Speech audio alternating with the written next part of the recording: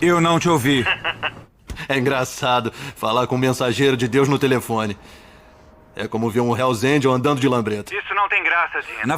Pois. Vai aonde? A lugar nenhum. Eu vou encher a cara. Não fala nada.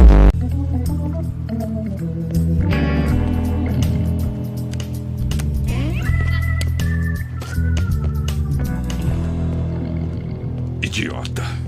E daí, então eu não apito mais nada aqui? Sammy, quando você tiver nossa idade... Você tem 30 anos, Dean.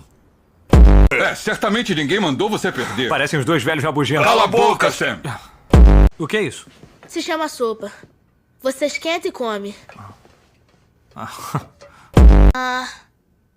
Tá. Ele só faz sua mão tremer. Brinquedinho bobo. Ó.